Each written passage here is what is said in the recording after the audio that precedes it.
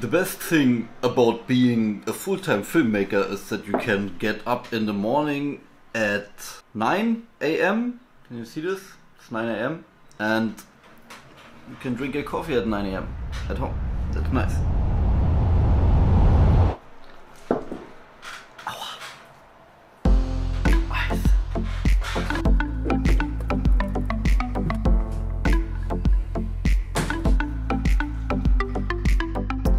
Yeah, always sleeping in the morning till 10 AM and having nothing to do is actually not really good when you're a full-time filmmaker. It's actually really stressful. When I have nothing to do, I feel ultra stressed. I sleep better when I have a lot of work. I'm some kind of workaholic, I don't know, but that's not always good when you have nothing to do. It's hard for me to relax.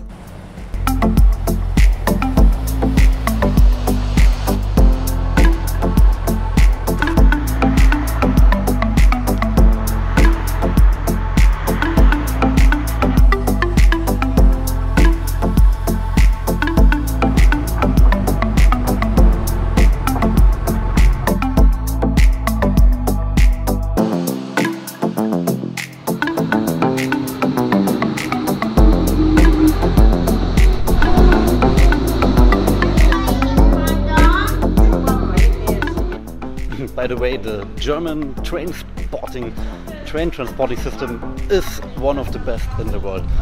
You can easily access this town via all these trains and stations. That's wonderful. It's basically much faster than having a car in the city. That's why I have no car.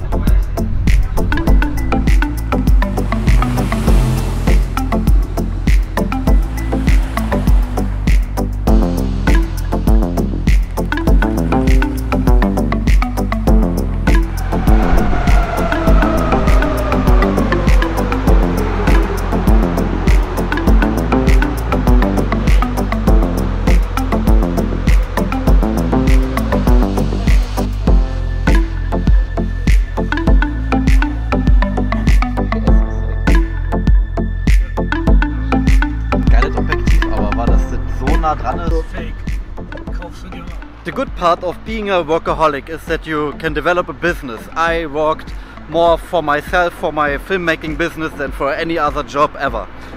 You work basically 10 times as much as with your normal 9-to-5 job, or basically you work 24/7 sometimes. But you need some kind of relief to free your mind a little bit, to have some extra hobbies on beside, to not only be a workaholic, because then you can become burnout pretty fast. That's a pretty old city villa here. That's a so-called Denkmalgeschütz. And one of the best things to get away from work is, for me, the gym. I go to the gym maybe when I can 4 to 5 times a week.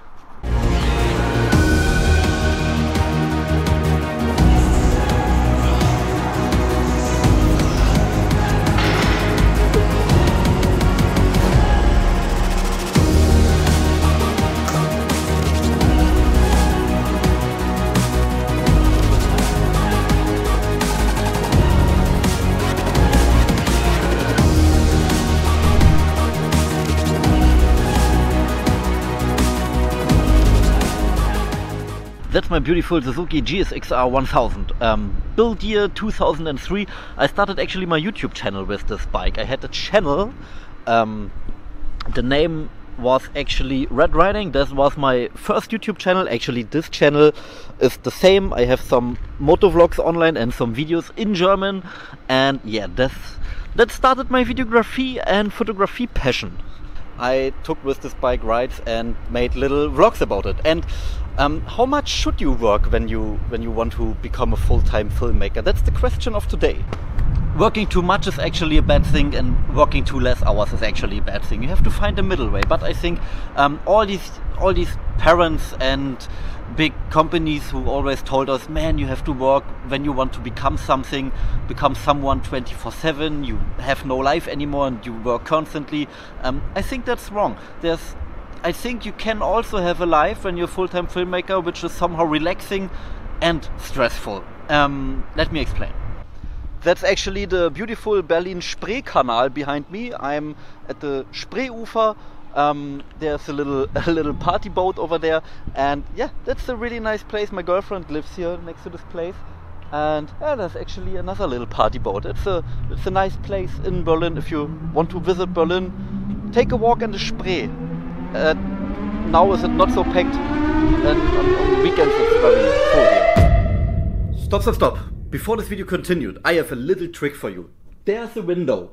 Here's my face. Turn your face to the window, point your camera exactly straight to your face. Your pores will look a little bit smaller and your skin looks better. And before this video continues, work your butt off. I can tell you, work your butt off, because working for yourself, many people consider this as dangerous, to work for yourself, to try to be a salesman, trying to be a full-time filmmaker. They say it's dangerous. If you have money, do you have no money? Will you go bankrupt? But I think it's far more dangerous to work maybe 20, 25 or 30 years for a boss than trying to work 5 years for yourself. So work your butt off. Try your best to work for yourself. I can tell you, I worked many more hours for myself than for any other company, any other boss I had. In fact, that's a little secret.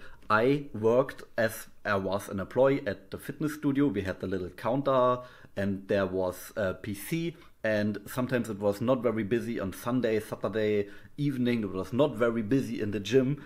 I worked a lot of hours on my own website, on my sales structure and everything. And I can tell you, this really is so hard.